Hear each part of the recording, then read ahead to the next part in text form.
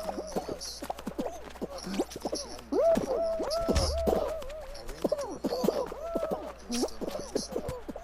I was about to give up when I turned my head and saw somebody standing at the window. I got a little freaked out and backed up at first. I realized it's another tip. I turned my head and saw somebody standing at the window. I got a little freaked out and backed up at first, but I eventually got closer to the window to see the person. It was an old woman, probably in her late 70s. She was just staring at me with a blank expression. I yelled to her through the glass that I had her pizza. She didn't react to what I said, so I screamed it louder. A big smile ran across her face. Not a pleasant, genuine smile. It was a smile that sent chills down my spine. I still remember the exact face she made through the window. I decided that I was freaked out enough and got back to my car and set the pizza in the passenger seat. I had to text my boss about this. I shot him a quick text and started my car. I looked to my right to get one more look, to see the woman standing right outside my passenger side window, giving me the same stare she had given me before. I put my car in drive and waited down the street, not looking back. My boss never made me do a late night delivery again.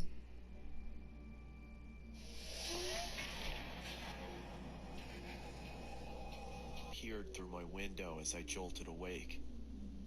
My clamorous breaths disturbed the silence of my dark room.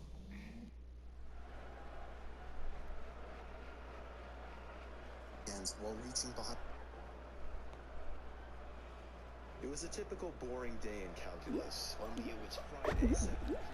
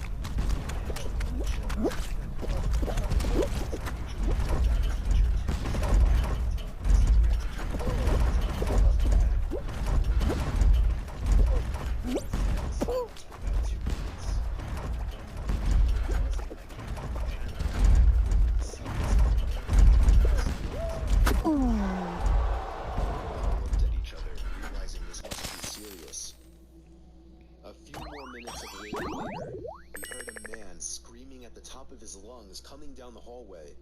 Two girls in the class actually started crying, which made all of us even more scared. As the screaming got closer to the classroom, the lunatic-sounding man started banging on the lockers while screaming, "I'll kill all of you." It was at that moment that I started to fear for my life. My teacher shushed us as we all looked at each other to see our peers' reactions. Moved from the lockers to our classroom door. And that's when one of the crying girls screamed no. The banging on the door only grew worse as the man started screaming, "Open up." Two of the girls in the class were crying out loud now. It felt like an eternity that man was pounding at the door. But eventually, he finally continued down the hallway, screaming like a mentally insane person until we could not hear him anymore. I'd say 10 minutes later, though it felt like half an hour given the situation, the dean came back on the loudspeaker explaining the situation, which was surprising for him to do. He explained that some apparently mentally unstable person entered the building and assaulted the woman sitting at the front desk, causing her to flee the building screaming, and staff wasn't sure if the man was armed or not. Now, this was before the school had cameras or could afford proper security, so the school was wide open and moved.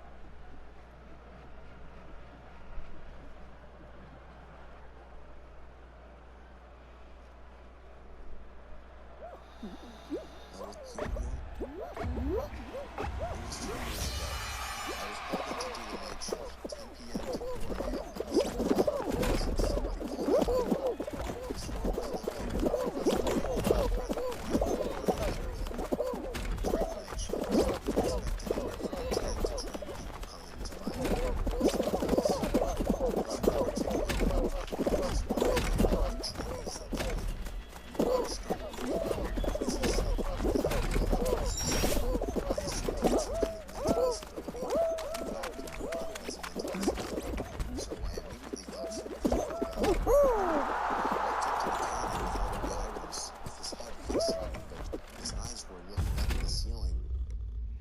Uncomfortable.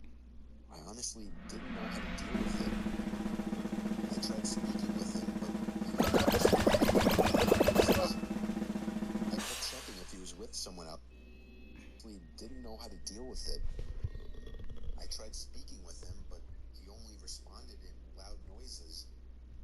I kept checking if he was with someone outside, but he was alone.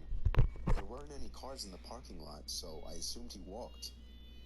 He stood there for so long, looking up at the ceiling and making noises, that I tried to get him out by handing him a bag of chips and telling him he could go. I tried finding some kind of number to call for someone to help him. Then, out of nowhere, he finally turned around and walked out of the store. I felt so horrible for the man, and at the same time, I felt a bit freaked out. About an hour later, the phone on the counter rang.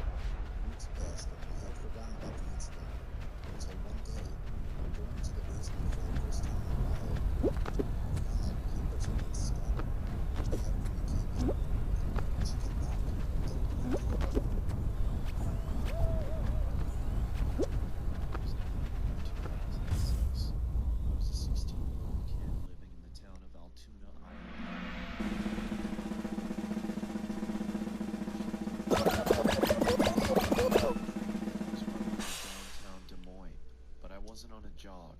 I was running from something. As I ran around the corner of a building, I came face to face with my pursuer. A tall man wearing a trench coat and a top hat stood in front of me. The only thing visible of his face was his eyes.